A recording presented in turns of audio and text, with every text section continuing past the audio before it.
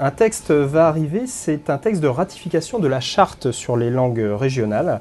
Alors d'abord, concrètement, de quoi s'agit-il? Et notamment, on avait envie de vous demander comment on promeut, entre guillemets, les langues régionales, parce qu'on a beaucoup d'internautes qui disent qu'au contraire, ce texte confirme les blocages.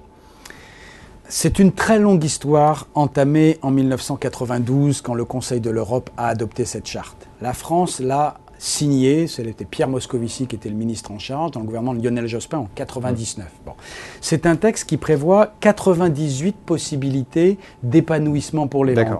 Et les États qui veulent le signer doivent en signer 35 à minima. Donc dans la carte, vous choisissez les plats que vous voulez déguster.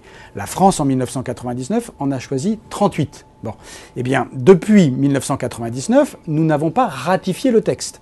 Parce que Jacques Chirac avait saisi le Conseil constitutionnel qui avait marqué sa réticence.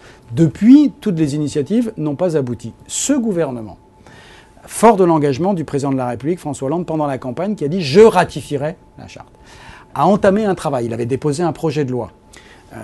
Ce projet de loi a été soumis au Conseil d'État. Le Conseil d'État a estimé qu'il y aurait une incohérence profonde à ratifier la charte. Donc le gouvernement, prudent, mal conseillé par le Conseil d'État dans le cas d'espèce à mon avis, n'est pas allé au bout de sa démarche. Et donc du coup maintenant c'est la place laissée à l'initiative parlementaire. Donc le député que je suis, mais pas moi tout seul, pratiquement tous les groupes ont déposé des propositions de loi. Donc nous proposons de transformer en droit ce que nous avions pris comme engagement en 1999. Est-ce que ça va permettre des progrès nouveaux ? Pas par la ratification. La ratification, elle est même un peu désuète, si vous voulez, au fond de ma pensée. Alors, je vous cite juste Yves qui dit que le texte qu'il a analysé, semble-t-il, confirme les blocages. On a aussi Gisela qui dit que la prédominance du français est confirmée dans ce texte.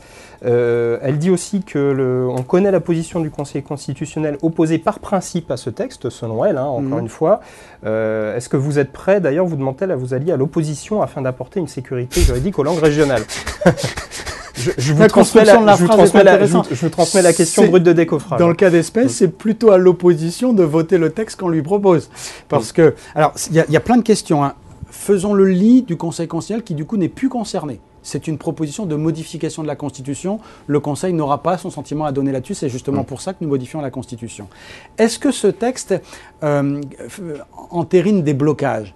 Ce texte est la confirmation des engagements que nous avons pris en 1999. Ceux qui aujourd'hui, et je pense notamment à des structures comme le Conseil culturel de Bretagne, pardon de parler de ma région, qui dit qu'il faut ratifier toute la charte. Mais la France n'a jamais dit qu'elle allait ratifier toute la charte. Nous avons pris 38 engagements, c'est ceux-là.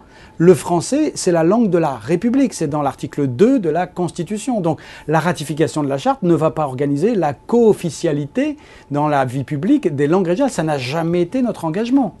Pour modifier la Constitution, il faut réunir le Congrès et il faut avoir les 3/5. Vous imaginez quel calendrier et quelle chance que ça réussisse? Alors, comme ça fait 14 ans qu'on attend, justement, vous allez me permettre d'être prudent dans les étapes. Commission des lois aujourd'hui, hémicycle mercredi prochain, vote solennel que le groupe socialiste a demandé, ce qui fait que les 577 députés vont pour la première fois avoir l'occasion de dire « voulez-vous ou pas ratifier la charte ?»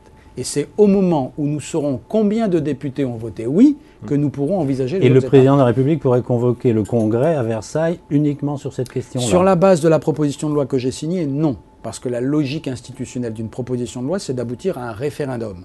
Mais je suis convaincu que si l'Assemblée nationale, mardi prochain, manifeste de manière massive son adhésion à ce qui est une évidence, la République n'est pas menacée par le développement des langues. Moi, mon défi... Une question de Julien, renforcer la différenciation et les particularismes, dit-il, n'est-ce pas prendre le risque de créer des divisions dans une République déjà fragilisé par le communautarisme. Mais je ne le crois pas. Je pense d'ailleurs qu'il n'y a pas de gens hostiles à la charte. Il n'y a que des gens qui méconnaissent la réalité des territoires dans lesquels des langues régionales sont parlées.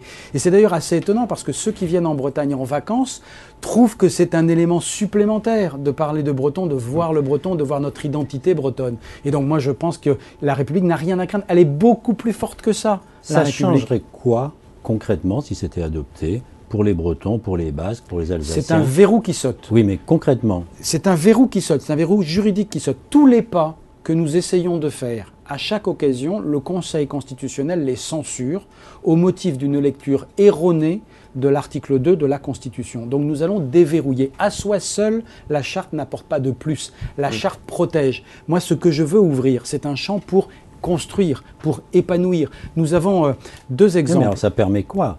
Ça permet justement de continuer à dire, par exemple, que les collectivités locales peuvent avoir des compétences supplémentaires sans que le Conseil d'État ou le Conseil constitue vienne dire non, c'est pas possible.